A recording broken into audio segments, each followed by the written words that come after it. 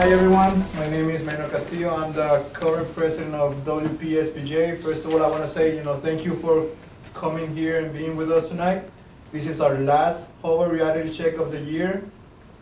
And, I want to say thank you for all of you guys that, not only came to this one, but a couple of those, I see a lot of familiar faces. And, the goal of this is for us not only to get to meet each other, but also try to learn something for professionals that are actually working on the field. So the fact that you guys are coming out, that shows the interest that you have. And before I move on, I just want to remind you, for those of you that already came, you probably know how this works. But if you have some questions for our guests tonight, make sure you ask them on Twitter using the hashtag HobartRealityCheck. And Professor Hitchens will take care of asking those questions later. Also, before I start, I also want to give a quick shout out to our new board members. And first of all, I want to start with the new vice president, which is John Fiorino. John, if you stand up. And I also want to give a quick shout out to Juliet, who is our new secretary. And Sarah, who's going to be the one in charge of making those questions that you asked. Yeah. So she's our new publicity chair. So if you guys could give her a round of applause. So without further ado, here's Professor Hitchens with our guest tonight. Thank you, Maynard. So much applause. Welcome, everyone. So my name is Nick Hirshon. I'm an assistant professor of communication here at William Patterson, and thank you all for joining us. This is, as Maynard said, our final installment of the Hobart Reality Check series for the academic year. We'll be back in the fall. That's the last one of our academic year. So this is a part of a speaker series that is sponsored by the Communication Department under the leadership of Dr. Rob Quick and the student chapter of the Society of Professional Journalists. We actually just last week were notified that we officially gained national approval as an SBJ chapter. So we now are officially chapter. Thank you. And our goal through this speaker series is to hear from professional journalists who can offer insights into how the news business works and advice for student journalists like a lot of the students in the audience tonight. So as Maynard said, as usual, I'm going to begin with some questions that I've developed for Meryl. Then we're going to toss it to questions that you have on social media. So should be on Twitter using hashtag HobartRealityCheck. You'll see it appear on the screen behind us. And then about halfway through, I will start tossing some questions over to Meryl that you asked. And before we begin, again, just thank you to Maynard for helping us up here. And we have Rod Holliday and Bree Testa running the cameras. So thank you very much to those guys. And now I'll introduce you to our guest. So Meryl Gottlieb is the distribution editor for Business Insider, which is a financial and business news website based in New York City. Every day she oversees a team of interns and organizes the distribution of Business Insider video on Facebook, Twitter, YouTube, and LinkedIn. She has been with Business Insider since June 2016. She started there as an intern on the entertainment editorial team before being switched to a social video intern. Before she was at Business Insider, Meryl worked for Den of Geek as an editorial assistant, the Columbus Dispatch as a features intern, the Daily Quirk as a blogging intern, and USA Today College as a collegiate correspondent. And I actually got to know Meryl because she's a former student of mine. When I was getting my PhD at the E.W. Scripps School of Journalism at Ohio University, she was in the undergraduate program there, and she took my magazine feature writing class, I think in 2014 or so. Yeah, my junior year, whatever that was. And so while she was at Ohio, she worked for the campus's daily newspaper, which is known as The Post, for all 4 years, and she was a member of its SBJ chapter for 3. So we certainly want to talk to her about that. But before we get into questions, please just join me in welcoming Meryl Gottlieb to William Patterson University. So Meryl, thank you very much for coming. Yeah, thanks for having me. And you're actually the youngest journalism professional we've had come so far as part of the speaker series. So I want to start by talking about your college experience since it's so recent and we're speaking to college journalists today. First off with SPJ. So I said we just earned approval. This is our first full year as a chapter. So what value did SPJ play in your college journalism experience and any ways that it has helped you get to where you are today? Yeah, absolutely. So I was on the board for 3 years. My freshman year, I was just a member, wasn't as involved as I became throughout my collegiate career.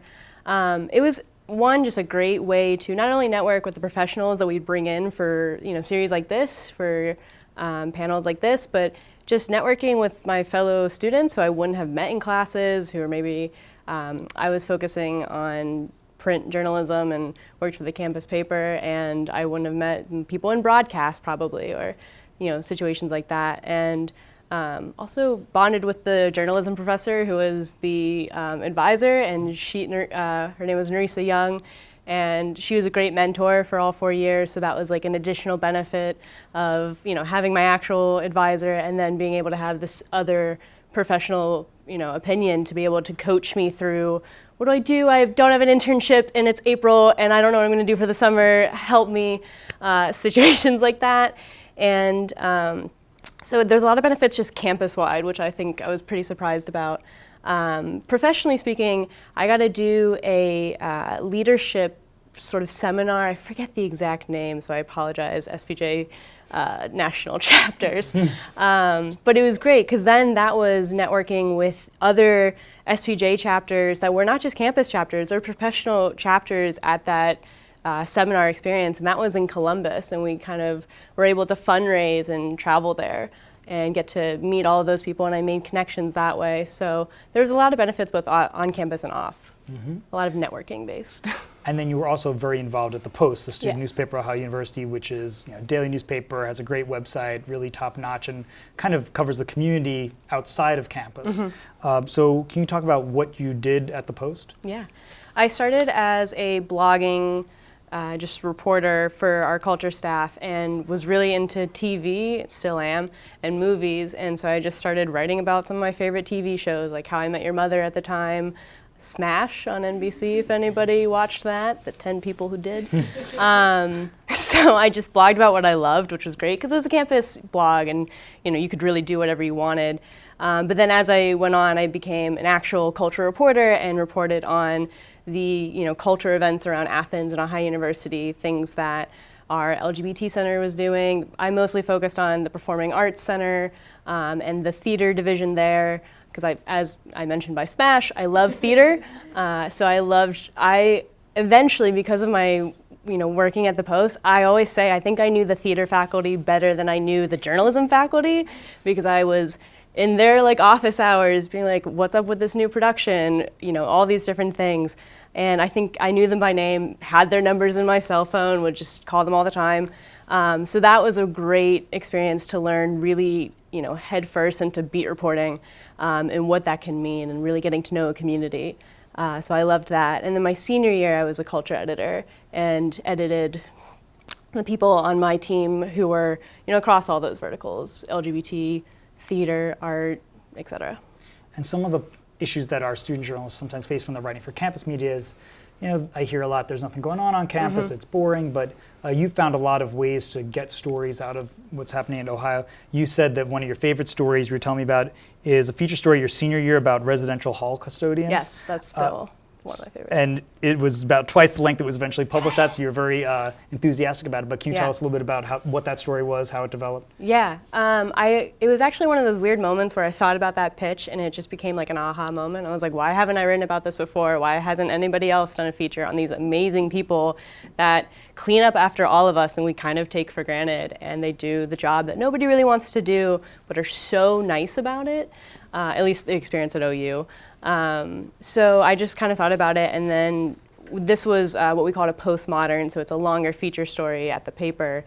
And so I had a few weeks to work on it, which was great, because most stories at that paper was like, cool, I have 4 days. But this was great because I had a lot of time to interview, I think maybe almost a dozen residential custodians, and got to interview the person who was in charge of housing and all that stuff. So it was a lot to it, and it was really exciting to dive in, and also found some students who I just randomly found who had really great personal stories with these residential custodians. People are like their moms, people are like their dads. They talk with them every day, and some help them through situations. So it was just one of my favorite experiences reporting, and then putting it together. I always kind of did this. It's not very particular to this story. I always wrote way over what I was supposed to, and in college you can get away with that because it's a student editor. So I wrote. I think it was like 60 inches on it, and my max was 30.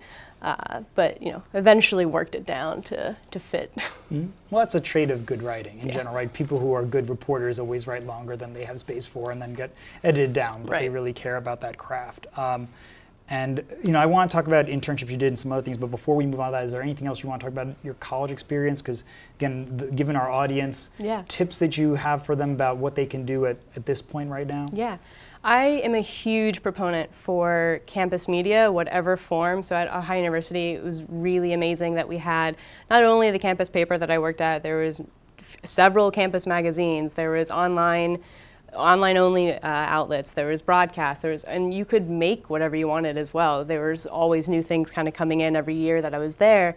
And it was just, that was how I think I even knew how to be a reporter. I was able to get that USA Today collegiate correspondence program right after my freshman year, and that's only because I was able to write for the Post and be able to just get some clips to show them, because otherwise, if I had relied on just classes and the few assignments that you get there, you don't get as much experience and real sort of fake real world not fake, it is they're real people, but real world experience that quickly.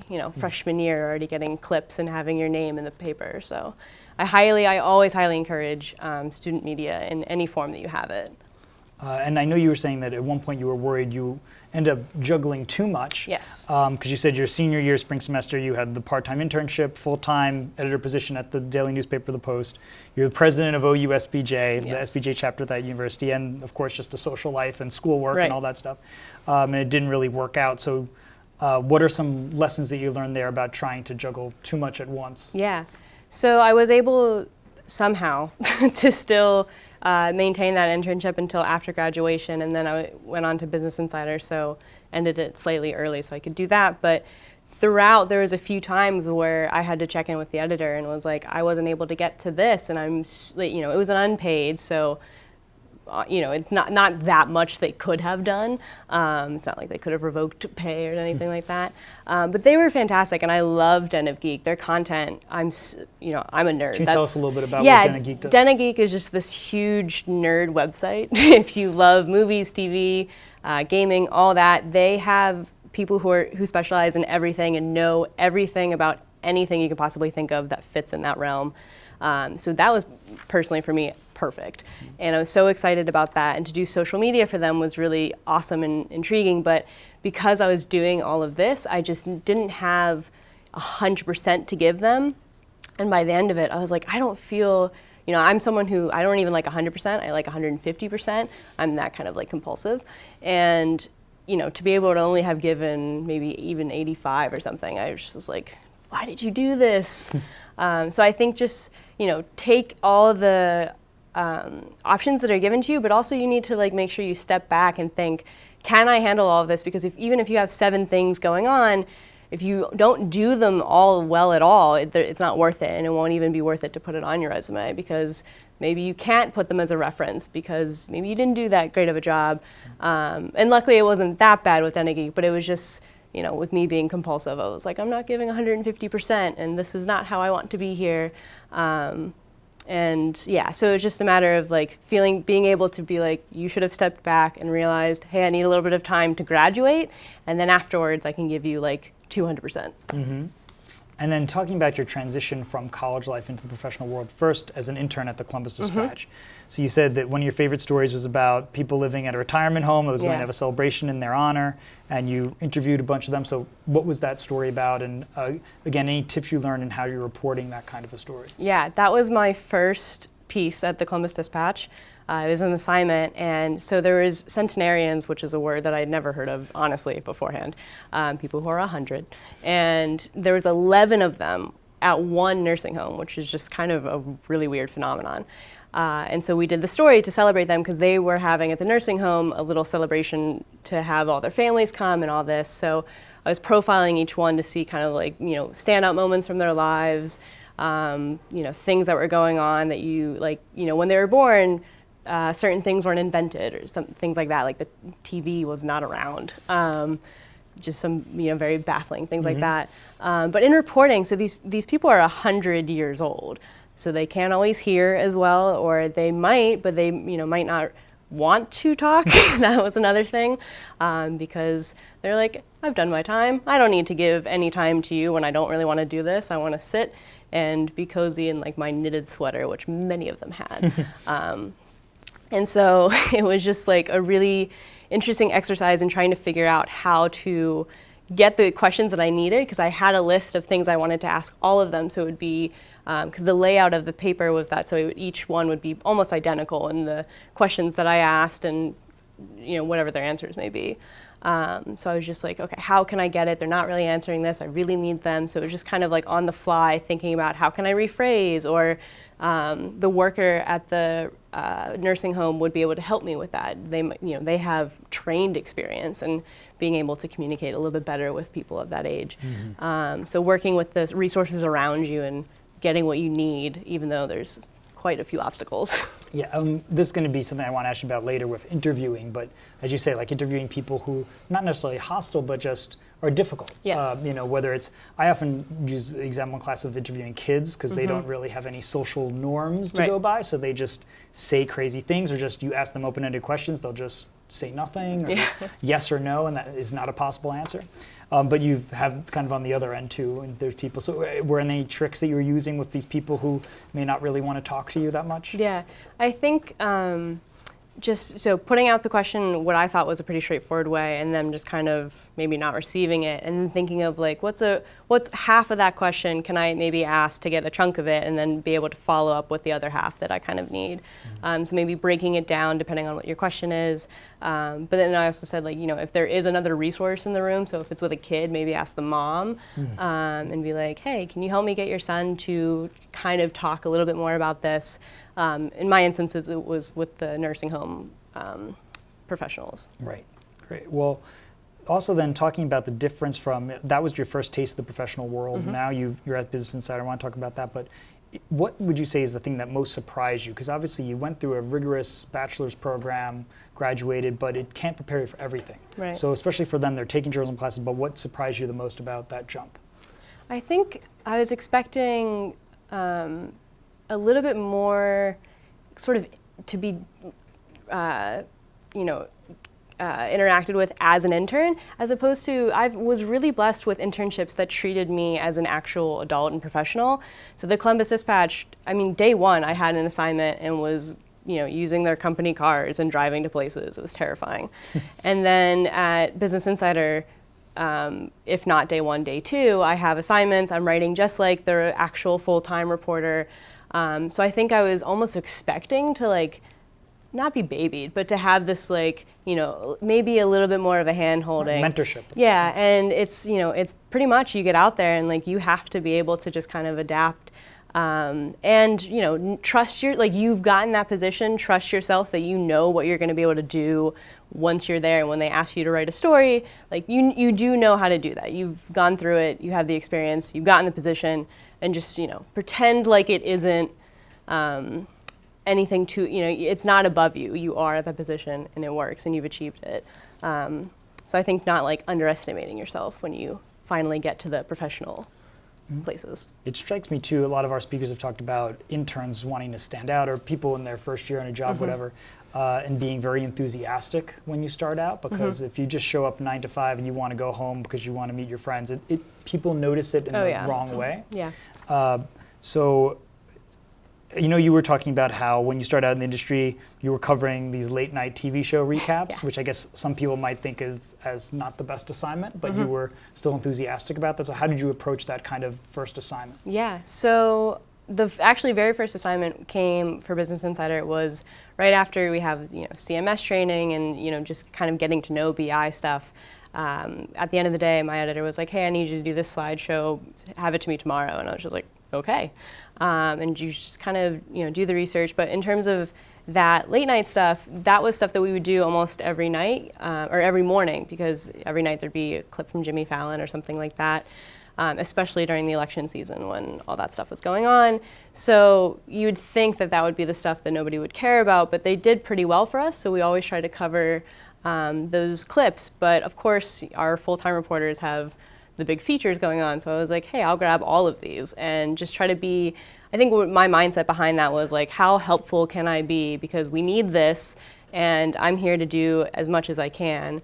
And if it means I can get 3 more clips today as opposed to just one maybe bigger slideshow, that's great, because it just means that my author profile is longer pages. So. Sure.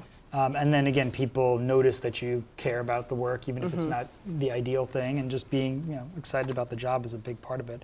You said one of the most memorable things about the job you have is that your team didn't even exist when I guess you were first hired there. Yeah. So that speaks like the evolving nature of the news industry and being able to adapt quickly. So what exactly happened there with this team starting up after you joined? Yeah, so I started as an entertainment editorial intern at Business Insider, and just company things happen, and we were kind of on a hiring freeze at the time, and they needed people to do social video for our BI video team, and they just came to me and they're like, we're gonna have to move you to this internship.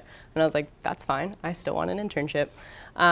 So I think at first I was, I told my boss this. I was like, this is not exactly what I had in mind. And but then as I came to just kind of create a structure, because before there was no one doing it, so I just kind of come in and create a structure out of nothing. And it made sense to me, and it was working. And eventually my boss was like, well, we need someone doing this full time. And they had put the listing out, and it was as a social video producer. And I was like, well, it's producer. I certainly cannot make videos for the life of me, and have no editing experience whatsoever there. And my boss actually came to my desk one day and was like, did you apply to this? And I was like, no. And he's like, well, you should. And that it was kind of just rolled on from there. So I was kind of doing it by myself for a little bit, and then we got 1 intern, and then 2, and then 3, and then it became myself and 3 interns. And now it's a lot different. Kind of as a company, we've restructured for our distribution team for Insider Inc. So that's Business Insider and Insider, our lifestyle brand. And we have just one big distribution team, and I'm in charge of the video hunk of that. So that's interns and full-timers. So it has crazily evolved over just a year even. Well, and since a lot of our students may not be familiar with Business Insider, Yes. If you could just tell us first a little bit about like what kind of stuff does Business Insider do? Yeah, so it's definitely finance and business site, but we do so many other verticals. We have tons of our retail coverage. I think is some of our top coverage every month in terms of page views. We cover fast food and do fast food taste tests, and we have a sports staff, and we have science writers who are so smart. It's ridiculous. So that's, Business Insider is kind of, we call it the Wall Street Journal of the digital age. That's what a digital first publication that has a way of telling stories that just gets to the point, as opposed to like, here's 30 paragraphs, now here's my actual point of the story. So we right to the point articles. For Insider, it's our lifestyle offshoot of Business Insider, but it's become hugely popular. It was created as a Facebook first platform with Facebook video in mind first, actually.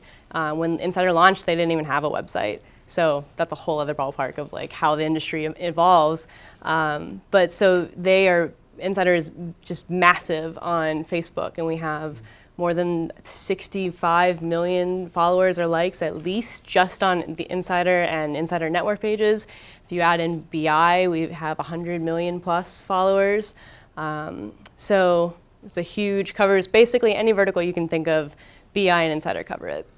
And I do want to talk in a minute about Facebook Live and some of the stuff you're doing on social. Just before we get to that, I know there's no typical day in a newsroom for anyone. It's very unpredictable. But can you walk us through, just again, demystify it for people here who may be entering media jobs and they want to know something about that.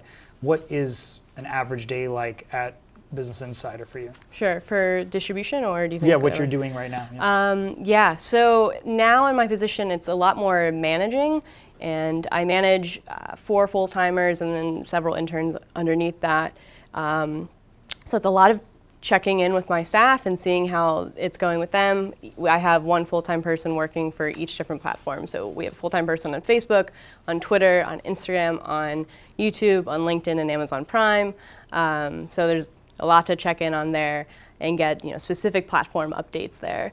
And then just a lot of strategizing around what to do with our older content. How can we repackage some things? How do we beat Facebook's algorithm? It's ever evolving with that question. And just figuring out like the best places to put our videos and how to make them the most intriguing to audiences that they want to click and watch them is generally it. Okay, and I want to have Maynard pull up some videos for us because you had sent over some videos of Facebook Live. So the first one that we're going to have Maynard play is of Corbin Bleu on Facebook Live. So as he's queuing that up, Corbin Bleu, for those of you who may not know him, starred in the High School Musical film series. So I guess probably a lot of you do know him. He was on Dancing with the Stars and on Broadway in The Heights, Godspell. An interview we're going to watch is from, I think, 2016 when he played Ted Hanover in Holiday Inn, the new Irving Berlin musical, based on a 1942 film with Bing Crosby and Fred Astaire. So we'll just play this video and talk about, this is part of Journalism Today is like going Facebook Live. So Meryl is asking the questions and also having to actually be the technical person recording it and all. So we'll play it and then talk about it a little. Live with Corbin Bleu, who is currently starring in Holiday Inn on Broadway. Guys. And special tonight, it is going to be streaming on Broadway HD. Yes, this is a completely new thing for Broadway viewers. Most of the time, if you want to go see a Broadway show, you got to fly out to New York. You got to make your way into a Broadway theater. You got to buy those theater seats. They're expensive. And now with 2017 and Broadway HD, we're able to actually stream live Broadway shows to you in the comfort of your own home. And Holiday Inn is going to be live streaming tonight on Broadway HD, 8 o'clock. And this is the second musical ever to be streamed live, both on Broadway HD and also ever. Yes. First was She Loves Me, which was another roundabout production. So a few things we could talk about there, but first off, I know you're a big Broadway fan.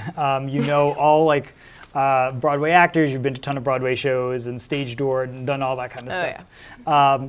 So when you're interviewing an actor like this, who you've probably seen on stage before, how do you hold back on like that fangirl aspect of I just want to get their autograph or talk to them about their personal life in some way, but how do you withhold that? Yeah.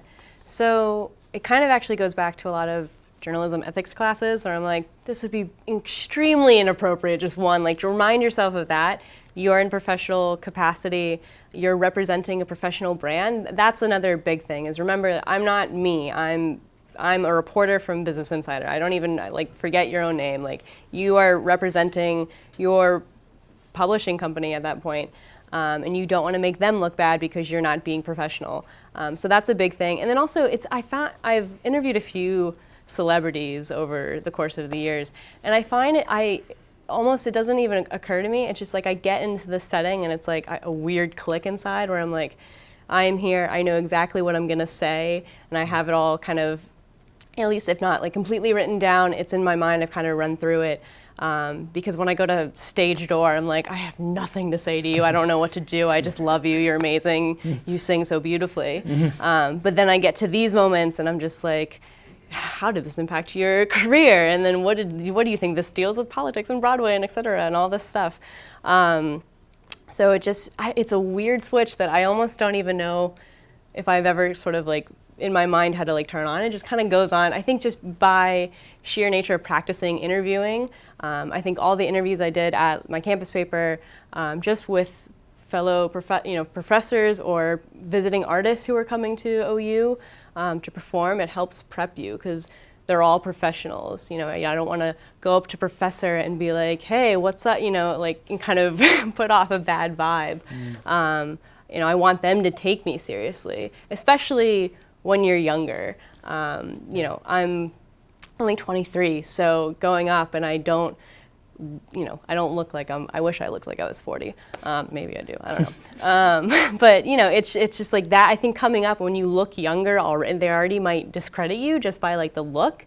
And I don't want to feed into that to be like, oh my God, I loved you in High School Musical. Like, tell me about Zac Efron and all this stuff. Because on the Facebook Live, there's comments going all the time. And later on, I do shout out, or I'm like, hey, people, your High School Musical fans are saying hi and that they love you. And he was like, thank you. And then we just jumped right past that. So it's kind of also respecting them, too. I'm sure Corbin Bleu is kind of a little bit over that. Sure. Well, I want to play another interview now that you did with Facebook Live. So again, as Maynard cues that up, this is another Facebook Live video, and this time you're kind of asking a little bit of a sensitive question of Zachary Levi about the interaction between politics and Broadway. So another Broadway actor talking about something. We do have to sometimes get into things that could lead to a hostile response or just an uncomfortable question. So we'll talk about this on the other side after we play. I wanted to move back to Broadway again, since this is your new sort of forte. Sure. Especially with this season, I felt it got very political with Lin-Manuel Miranda, Hamilton itself being a political-based musical. How do you think Broadway and politics can interact, and how maybe it can influence political spheres, or how politics can take place on Broadway? Oh man, those are a lot of questions. How much time do we have? Well, look, I would say that the timing of the vision of Lin's vision and his immense talent and ability to bring that to fruition with the incredible people that he did that with, and that it coincided with this election year, that it coincided with, I think, a lot of other movements, social movements that are going on. I mean, you can't script that. That is like, kind of destined even, and I think that he really tapped into something, they tapped into something, and they did it in an incredible way. I mean, aside from all the politics or anything, that show rocks. Yes, of course. So there's that. Look, I'm, what are we, 2 days fresh from what just happened? Yeah. I don't know. I think that people need to follow their convictions. I think we need to be very educated about everything, particularly as much as we can in spirituality and in politics and the things that I think are kind of the major motivating factors behind any one of our hearts or minds or souls. And I think it's really important for us to journey as ourselves and ask for, look for answers, really dig for answers. And then when you're finding those answers and you wish that you feel like you need to express those, well, the arts is an incredible way to do that, So a few things about that. I mean, obviously Broadway actors are more used to being interviewed. So you can ask tough questions. They're kind of expecting some of that. Also, I pulled this clip out of a much longer Facebook Live video, so this wasn't the opening question you went with. And he seems to just be, in general, a pretty thoughtful, expressive interview. So some people just answer in cliches, but he's clearly thinking about it and with all your questions, because I watched that whole video. But again, any tips on when you do have to ask something that's a little bit sensitive, asking about politics in an age when politics is very divisive? I think, especially depending on the interviewee, so with this instance, there was a PR person who was like, tell me all the questions that you're going to ask. And I was like, well, I'm not going to give you specifics, but I can give you generically, these are the kinds of topics I want to go over. And I said I did want to talk about Broadway and politics. And I left it just at like Broadway, ampersand, politics, and that was it. Because I wasn't going to go into like too much. I mean, and it's not, even beyond that, it's not that much more specific. If you start thinking about that, the answer can kind of come. So that is something that happens where PR people are always going to want to ask for the questions ahead of time so that way they can prep their client. But obviously want to always try to sidestep that, because you don't want them to completely prep their question, because it sounds boring, robotic, and might not actually be what they actually think because they've just prepped it and they've PR'd it. But for this instance, it was just kind of feeling it out. So Zachary Levi, I've watched a lot of interviews with him, With celebrities, it's great to do research because you can see how they interact with other people and kind of potentially prep yourself for hopefully how they'll be with you. So with him, and I've stage doored with him. I saw his shows. Did he recognize you? You're that girl last time. He did say, "Have I seen you before?" And I was like, I don't think so. But yeah, because I had seen his 2 shows that he had been in, and just kind of I think feeling it out. So seeing if he is not responding to anything before that, probably you could try it, and if it doesn't work, I think also just realizing sometimes you might just not get that, especially if they're not willing. You can't pull it out of them, and you don't want to pull something out of them that might not be actually how they feel, that you're just trying so hard and they just say something so you stop asking the question. But I think, if he hadn't responded to this, we could just generally talk maybe a little bit more about Hamilton and how that because that's a pretty easy door to open for that specific question. But I think a lot of it is kind of just innate response that's in the field, in which it's a little bit hard to prep for because you never know how someone's going to respond. But also just being courteous, you're a human, they're a human, and, play up that humane aspect, I think, too. Well, I'm glad you also mentioned, because I think that young journalists face this a lot, so I talked to my classes about it, when you get pressure from a PR professional saying, give me the questions in advance that you plan to ask this person, and I want them emailed, and then of course they want to send them to their bosses and get everybody to approve it, so that by the time you actually interview this person, they've seen the questions, they've rehearsed their answers, and it comes across terrible. It's all as if we're just a production instead of live journalism and getting true, honest answers. So I'm glad that you resisted, and that's often the way I tell students to react, right? You say, I can give you the general kind of topics we're going to discuss, but if you start revealing specific questions, people form the answers in advance, so we never want that. So if you have pushback sometimes from PR people? Oh yeah, I actually got to interview Daniel Radcliffe, which was a big old dream come true.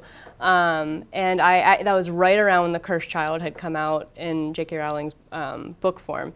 And I was like, I would love to get his input. Has he read it? What does he think? Stuff like that, more for the actual entertainment beat. And they immediately sent back, and they're like, he's not going to talk anything about that. Do not ask him about it. Keep it to the movie. Keep it to, he was doing the movie Imperium at the time, and which is a great movie. And so they wanted to keep it on that. That's what the event is for. And, his thoughts on that and what the movie is about.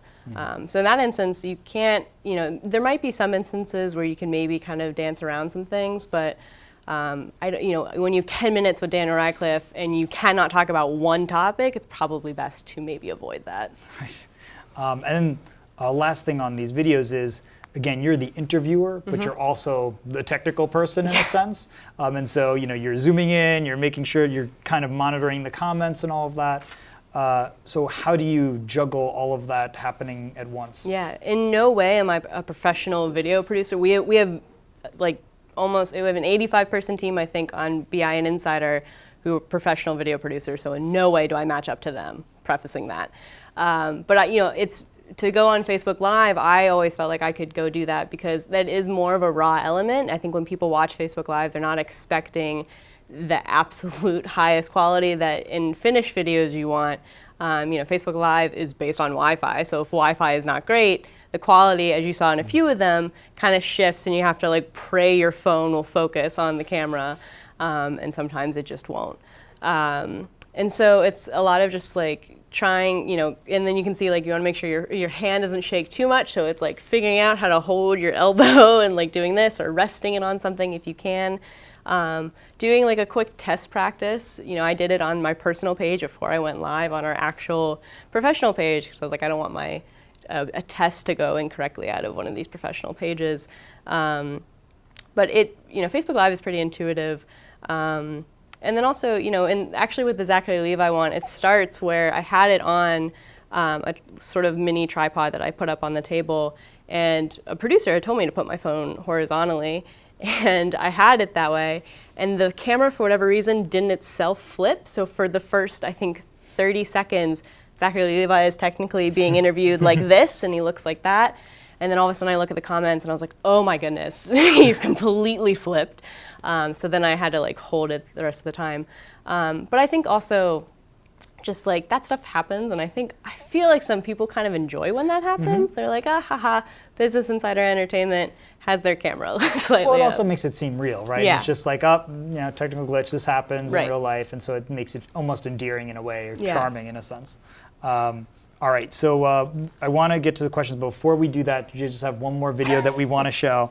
And this is my favorite video, so I saved it for last before your questions, is with singer Patti LaBelle. And so before your generation, but hopefully you still heard of Patti LaBelle from the 50s and 60s and on. But here she's going over her recipe for making sweet potato pie, but Meryl plays a strong supporting role in this video. So I want to just watch this little bit of like first person journalism, and then we'll talk about it again on the other side of it. I'm never going to escape this video.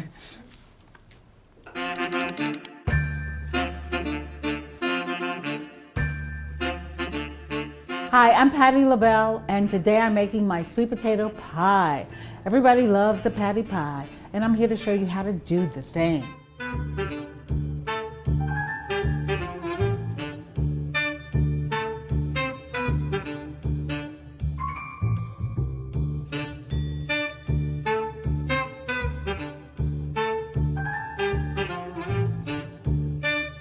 Go ahead, you can start with the butter.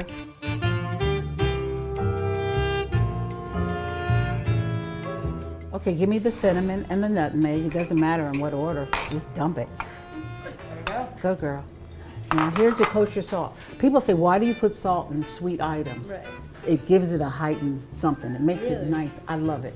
It's like you have chocolate pretzels and then you put salt, dip them in some sweet, kosher yep. salt. I can't explain it. But anyway, a little salt to your sweet. And now you can dump that. Now get the sugar.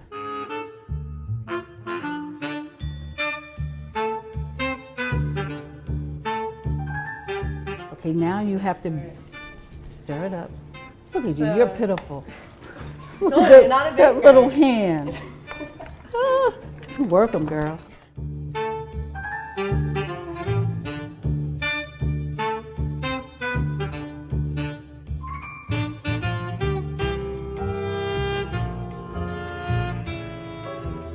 I'm with Pfizer. It's all about your boom campaign that I've been doing with them for a while now. And I'm here to let you ladies and gentlemen know who was over 65 how we can keep ourselves living. And you can go to allaboutyourboom.com to look at this video that I did with New Attitude. It's funny, you just have to see it. So go there and check it out. So I know you said you can like never live down that video now. No, I love it. But yeah, so what was it like to be called pitiful by Patti LaBelle? I kind of want it on my tombstone. I love it. Honestly, it was one of the best moments of my life. That was another Facebook Live that we just cut down. And so that was the actual, so a lot of times when we do Facebook Lives, we do record them and cut them down to professional videos. The 2 interviews I did with Zachary Levi and Corbin Bleu were just Facebook Live interviews, nothing more. With Patti LaBelle, we did, this finished video, so it's a much higher quality. So that was just one small chunk, and then over the course of making the pie, I was asking her questions about, being the queen of soul and all this stuff, and it was such an experience. It was great. It's also interesting that, usually as journalists, unless you're like broadcast, you're not used to really being in front of the camera. And I know that you kind of have more of that print background. Yeah. So you're not asked for that, but yet sometimes we do get thrust into these kind of first person things. So Yeah. how have you adjusted? Because it's not the only time you've done it. I feel you've done a few of these things where now you become part of the story. And especially when it's on social media, then people are even like critiquing your performance. Yeah. And, oh, why is she so terrible at mixing ingredients or whatever. Yeah. So how do you manage that? One, never read comments. So we have people who are actual on-camera personalities for Business Insider all the time, and we plead her, like, stop looking at YouTube. There's no one nice there. Sometimes there are, but people can be trolly. Doesn't matter the platform. So really just like looking at the finished video, and I love this because it's such a great memory. In terms of being on camera, I think it's best, so I ended up doing this because on the video team, there was no one who really knew who Patti LaBelle was, which is a devastating thing, or was that excited that we were gonna get to have an interview with her. And I was the one who was like, I cannot believe that we booked this. This is so cool, this is so exciting. And they were like, well, you are obviously more enthusiastic than anybody would be, so you should probably talk to her because it'll come across, even if you're maybe not trained for broadcast interviewing, which I'm certainly not, because there's just a little bit of passion there. I think that can go a long way, because even if you're trained for broadcast interviewing and you don't care at all really about the person or have an interest in what they're doing, and you don't have just like an innate knowledge of all of her songs and like her just idol status, that I think that can go a long way. Yeah, again, I think that adds to the charm and endearing nature of watching it and knowing like you're excited about it, so then the viewer gets excited about it too, and just, they makes them hopefully like it. So all right, let's jump ahead and we'll have some of these questions. You got lots of questions that have been coming in. So we'll start with a few SBJ people, but we have our Vice President-elect, John Fiorino, saying, as for your campus media days, when you were stuck and didn't know what to write about, how did you find a story? That's a great question. John's also an editor at The Beacon, which is our student newspaper, so I'm sure he's asking about his own interests. Yeah, so that was, especially becoming someone who was so involved in my beat, that was really helpful because I could go, I covered the theater division, and you really at a top level for the theater division, you could come out with 4 stories a whole semester because they have 4 main productions. But in reality, there's so much more going on in that division. There's tons of small student plays that are going on. There's not main stage productions, but they're still being produced. Students are still in it. And then in addition to that, I was really always into doing a behind the scenes piece in every aspect of the theater department that I could. I did a feature on the lighting design program, on sound design, on the equipment for sound design, on the set design and how they work with that. And each show would have its own individual elements, so kind of always focusing on what is unique about the show that they're doing. So one instance, there was a show where someone was in a giant chicken suit, and I was like, well, I should go talk to the costume department and then do a whole feature on this, and my peg can be this. So I think it's really helpful when you dive into a beat, because then you can think of all those specifics. If you're just looking like across the board, I used to bookmark every single calendar that was on the university website that I could find. So I was the culture editor, so I had the performing arts, the College of Performing Art or Fine Arts. I can't. Oh my goodness, it's so far removed. But so I used to have that bookmark. It was like maybe my 3rd bookmark after Gmail. And I would check it almost daily. I used to have the local coffee shops, and I would have their schedule bookmarked and have all those sorts of things, just to find any small thing that you could write about, or find a bunch of small things and kind of aggregate them together for at least one small feature about like your best things to do this Thursday or something like that. Mm-hmm. Yeah, it's great ideas, and also reaching out to the community, right? So not just things that are on campus. So we have, let's see, Charles asked you, what important skills do you recommend we can learn now that you wish you had learned before your career had started? That's a great question. Any technology skills that you wish you had learned, and apps that you use now or software? I think some Adobe programs. So I'm not, so I have a bit of a visual mindset, but not entirely so, hence my print background. But I think I do use Adobe Premiere and Adobe Photoshop and Illustrator a little bit now, and I think it would have been really great to have actual tutorials on those ahead of time, as opposed to kind of like, and learning on the fly in the professional world definitely works. I completely figured out Premiere by oh, this little button looks like a razor tool, so I can chop the video here, things like that, and that can definitely work. But I think having an actual understanding of some Adobe programs would have been helpful. Mm-hmm. See, we have from Jay Gerardo says, what do you do when it's April and you haven't heard back from any internships? Yeah. So always keep reaching out, because sometimes, so I'm actually, it's super weird. I'm on the other side of it. I'm hiring for distribution now. So if you're into social media, apply. So there, it's, things can get lost, things can get delayed. So I always remember, like, when I applied, I was like, why aren't they replying in 10 minutes? I just sent in my application. Like, what could they possibly be doing? And the answer is like a million other things. So sometimes people are just very delayed, and it's not the best. But just because, it's a certain time and you think you should have something doesn't mean that, you can't keep applying and still potentially hear back. There was times where I had something and then I would hear back in mid-June and they'd be like, oh, we'd love to, this other publication would be like, oh, we'd love to put you to the next round. And I was like, fantastic, thank you. I'm actually at somewhere else now. So one, just keep applying. And then two, I think, finding maybe, if you want to start your own blog, or if you have campus media that runs during the summer, so you can still use your craft and keep those muscles going throughout the summer, so you don't kind of come back into the fall with a lull. At the Post, I was always doing stuff throughout the summer. One, we kind of had to for culture staff to maintain the website over the summer, but I'd write those TV blogs, and there was no requirement for there. I just liked doing it. So I think there's plenty of opportunities that maybe it's not an official internship, but maybe you can just reach out and find your favorite podcast needs some contributors on their blogs or something like that. I would just say never stop reaching out. I wouldn't just be like, oh, it's April and I don't have anything and there's no time left. I think there's always still time, even if it's for just a month that you get to do it. It's still worthwhile. Sure, persistence and enthusiasm, big traits in Yeah. journalism. So we have Juliet Ruiz, who's our incoming secretary. How much creativity and liberty do you have to create content in your current job? So I don't personally create the content that I distribute.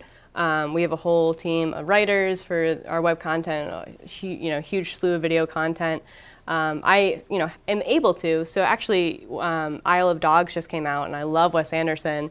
And I reached out to the entertainment editor, and I was like, hey, can I write something on something about his style? And he was like, sure, pitch me some ideas.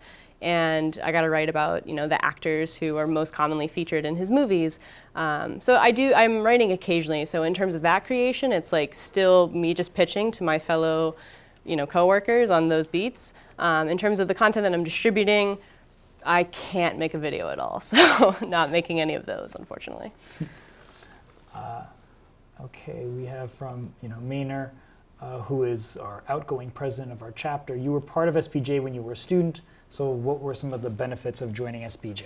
Yeah, I think it's just more experience. So in my time there, I got to be the publicity chair, so that was kind of one of my first forays into social media. And figuring out how to, live tweet those meetings but do it in a fun and interesting way as opposed to just quote after quote after quote. Mm-hmm. That was really intriguing. And then it became a professional experience because I was the president and had to deal with our advisor and figuring out how to fundraise for stuff and kind of doing some networking stuff and reaching out and coordinating a calendar for what was our programming going to be this year. And also making sure that it met the guidelines for what the national chapter entails for what they require. But then in addition, going back to what I said before is just networking in general, with professionals, but also just my fellow peers. I got to make some really great friends with my fellow SPJ executive board members, and we had this group chat that was constant all the time, even beyond just SPJ. Mm-hmm. Yeah, we have our Slack channel where we do the same things, Yeah. talking about events all the time. Let's see, so we have Dr. Matt Crick, who's a professor in our department. In your view, what does it mean to be a professional journalist? Mm-hmm. I think having a huge passion for, depending on in terms of journalism overall, but I think, you're a journalist specific to entertainment or sports or to retail or et cetera, and having passion for that and then being respectful to that and, being respectful to your sources, and of course the other element of is being able to find the truth and find all the interesting story angles. BI is all about framing and figuring out what does the audience actually care about. Let's put this in the headline because this is what you actually need to know. What you need to know is kind of the sort of tagline of BI, and I think it's we love our mission is to delight our audience, and we want to always be doing that. And I think that is almost one of the, number one guidelines I have. Journalism is for the people, and if you aren't engaging with them and giving them content that they want and also in addition to the fun stuff, they need the other stuff. So I think it's creating that balance and doing it in a respectful and humane way. And we hear a lot, of course, about the difficulty of finding journalism jobs right now, print is dead, all that sort of stuff. But it seems like you're saying if you're enthusiastic about it, and it seems like you have a very strong sense of mission of what a journalist should be. So I guess ingrained you at Scripps School of Journalism. But how important is that? Like, because you really seem to believe in what you're doing and that it's of much value to the people who are viewing you on social media or reading it. Yeah, absolutely. I mean, if you're not believing in what you're putting out, then I think a lot of people, underestimate the average audience. I think people understand whether or not a person actually cares about what they're writing, whether or not they're actually, interacting with this kind of content on Twitter and being a member of the community and creating these conversations. And BI is all about passion, I feel. Everyone is just always supercharged about what they're doing and wanting to be the best, and one of our other mottos is getting better every day, and I think that's in a personal and professional capacity. And I think, as in terms of like me being on the hiring side right now, if I don't get a sense that you care about being here, it's pretty apparent. I was actually pretty surprised. Like it's nothing that I ever like thought I had to think about, and then all of a sudden I interview some people, and I'm like, I don't actually know if you just need something or you actually want to be in this specific place. So I think this is just advice for interviewing, but one, do your research on where you're applying to, because it's pretty apparent when people come in and they don't know what BI is or Insider, and they're like, oh, I want to work here. It's like, okay, well, what do we do? Why don't you know what this is? So having that enthusiasm for journalism and also where you're going, it's important, and companies look for that. Yeah, I'm glad you mentioned that. Are there current positions open? Are you interviewing for interns right now for the summer or the fall, or how does that work?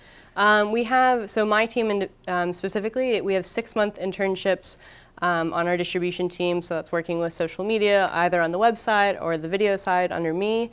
But beyond that, BI is hiring, so if you just Google, I think, listings at BI or just work at BI, Business Insider, I think write it out for Google.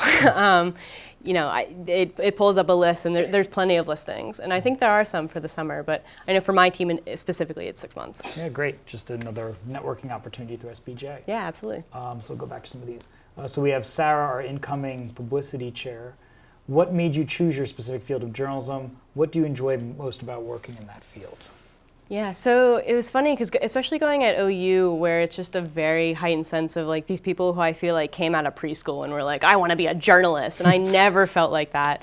I remember being a junior in high school and being like, I have no idea what I want to do, and I forget exactly how, but I always liked writing. I always liked my English classes, and I've always loved film and TV and theater. And I was like, well, I absolutely cannot act, I cannot sing, I cannot dance, I cannot do any of that stuff on the stage. What could I do to be kind of like, a dotted line to that? And I was like, well, I could maybe write about it. And I think it kind of just spiraled from that. And I think that's how I got, and then, because of the campus paper, the Post, I actually got to start doing that and writing about TV, and then eventually starting writing about the cultural events at the university and in the town, Athens, Ohio, that we lived in. So it was just kind of, and it just became like this natural fit. And then I was like, well, I have no idea, I can't think of anything else that I would want to be doing other than this right now. And it just sort of clicked, kind of fate. Since you're talking about, being from Ohio, because you grew up in Columbus area, was Pittsburgh. It? In Pittsburgh. Oh, you grew up in Pittsburgh, and then you came to Ohio for school, but now you're in the New York area. Yeah. So just to think about, for a lot of them who are on the verge of graduating, may be afraid of leaving home for the first time. And even though we're in this New York market that is very lucrative, has a lot of jobs, however, a lot of people for their first, if you really want to get a good job to start out with, you're going to have to leave this area, right? And then maybe you can come back years later. So what did you find as far as, you went away for school, you then went away for your first job. So how did you make those kinds of adjustments? Yeah, when I went away from school, I remember the first day, I cried. Like, I'm not even embarrassed. I cried heavily. I was like, Mom, I hate this. I'm so alone. I don't know anybody here. Like, I want to go back to Pittsburgh. And then just by sheer nature of like joining the Post and joining SPJ and being in classes and everyone having the same bonding, like eventually, that kind of goes away. But yeah, it was just kind of, that, because going off to college was the first time where I was really sort of off on my own. And, no shocker, I cried. I cried heavily. But I think it's also like allow yourself to do that. Allow yourself to feel nervous and anxious. I feel like people are like, stop getting anxious, and it's like anxiety is a real thing and it should be respected, and it should be dealt with. And if you just try to hold it in, I feel like you might end up jeopardizing the career or, opportunity that you might have gotten yourself because you allow that anxiety to build up and then maybe become overwhelming. So I think trying to be able to deal with that, because I'm sure, it definitely might pop up, and it might not pop up in the first day, but maybe a week later or something like that. Moving to New York, I very weirdly didn't have a problem at all. I don't know. I also, when I first signed on, I only thought I was going to be here for a summer, so I didn't think it was going to end up being as long term. But then, once I was already here for a few months, they were like, oh, no, this is 6 months. So that was kind of like an easy way too. But in terms of moving out, so we have people who live, at the BI office, we have in FIDI, and people commute from New Jersey. I have someone who commutes from Connecticut every day. So that's just like that passion and that commitment. But and I mean, even if you move to Queens, that's probably still like an hour commute to FIDI, depending on the trains, as is, just subway travel. FIDI, think, the financial district. Yes, right? yeah, sorry. That New York speak. But yeah, I think, I started this when I went off to college, is I called my mom several times a week and would just kind of create this habit of like in between classes, I had 5 minutes and I'd be walking from this building to this building and I'd just be like, hey mom, what's up? Like talking about my day and stuff like that. Nowadays I don't have nearly as many updates for her because in college it's a little bit more exciting, but and I think that like helped me ease it into like that kind of like separation. Right. I think when you're talking about why was it easier to move to New York, probably because you'd already done that before. Yeah. So now it was like second time around. You'd already probably been to New York and you've seen Broadway shows, stuff like that, and it was exciting.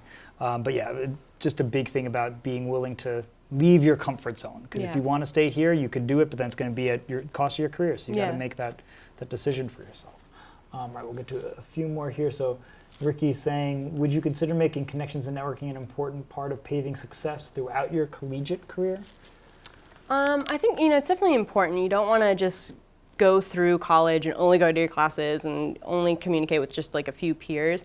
Because even your peers will go off and have, careers of their own. And they're actually, I think, a big reason why I got Business Insider is because I had a friend who had graduated the year before me and was working at Insider and had worked on the BI entertainment team. And she's like, oh, well, I'll refer you to my old editor because, I know you and I know how you work.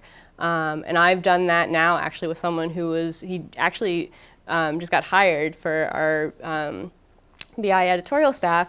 And he worked under me and I referred him. I was like, he's a great reporter. He's constantly coming up with great ideas. So just that peer networking really helped. In terms of professional networking, I was always that person who was like, I have no idea what I'm going to say to them.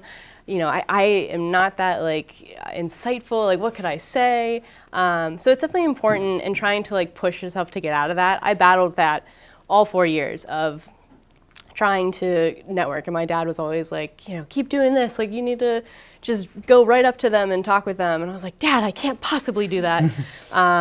But trying, so I struggle with that too. But I think even a sort of minimum is just connect with your peers who are going to go on and do something and could help. I know so many people from my school reach out to me and they're like, hey, you work at Insider, can you talk to so-and-so, I'm applying to this, and I was like, some of these people I barely really know, and I'm like, I don't really know you, so I don't feel comfortable. But for the people like my friend who I worked with and I know how his work ethic is, I was so happy to refer him. So. Mm-hmm. Well, and that goes to networking right now, right, and being part of SBJ chapter here right now, because if these kids who are all involved in SBJ together, and then they all go on and some of them are now working as an editor in a few years, and you remember them well, then that's something. But if it's just someone who happened to sit next to you in a class or finds out later on that you're successful, it just seems like they're trying to take advantage of not really a relationship that ever existed. Definitely. So for sure, that's important. All right, so we'll just get one or two more in here.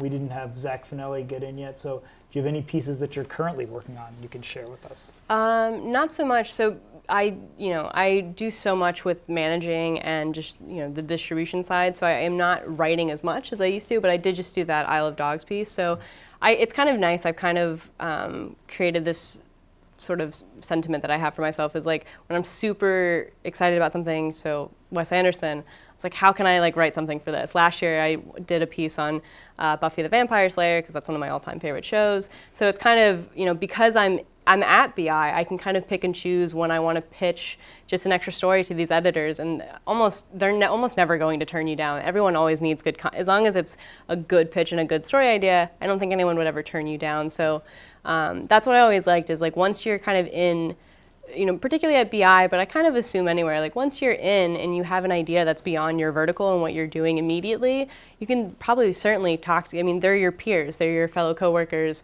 It's easier to reach them that way as opposed to coming in randomly and trying to get a note into their inbox. Mm-hmm.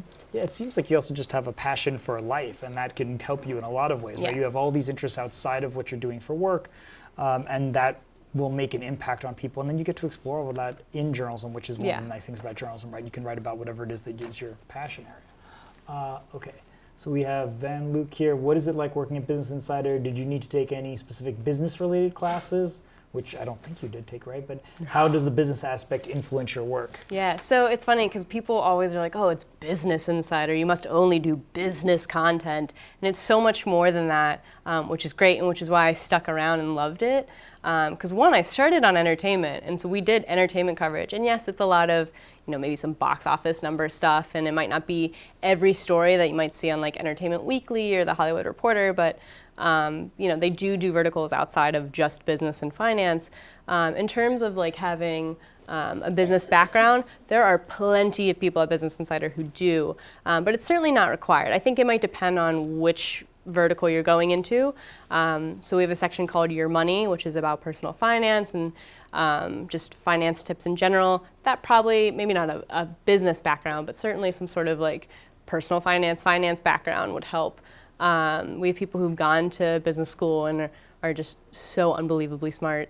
So there's a whole kind of gamut of people who do have that background and do service definitely that part of the company. But beyond Business Insider, we have Cars Insider, Tech Insider, Science Insider. Everything's kind of now branched more so around the insider sort of umbrella term. Food Insider, we even have a Facebook page called Cheese Insider. Any insider you can think of, we probably have it. So, it's definitely not limited to just that. We get that a lot. The name definitely is growing, but we also want to make sure it, evolves with how we've evolved. Mm-hmm. And we started with a question from John, so we'll end with one from him here. What are some of the main big decisions you have to make as distribution editor? Yeah, I think it's definitely evolving all the time. What is the platform that we want to focus on the most? For a very long time, it was kind of Facebook because that was the biggest. And then they start changing their algorithm and they start doing this. So it's instead of putting all of our eggs in one basket, now we, have this great plethora of, a lot of success on Facebook. We're growing YouTube constantly. Twitter is a big game for us as well. LinkedIn has autoplay views as well now. So we are, that's a perfect fit for Business Insider content. So constantly figuring out where else we can put videos beyond just the, sort of standard, Facebook, Instagram, Twitter, etc. Figuring out that kind of stuff, but also making calls in terms of content and specifics that can get, is there any sensitivity with this video, and being aware of the audience and how they will respond to the video content. And just on that point with the social media, and then you interview, obviously, people of this age for jobs, internships. How important is social media? Do you check people's social media accounts? Because I know I have a lot of students who either aren't on Twitter or they have Twitter, but it's locked. You can't view it. So how important is it to not only have some sort of presence, but be active on it, be professional on it?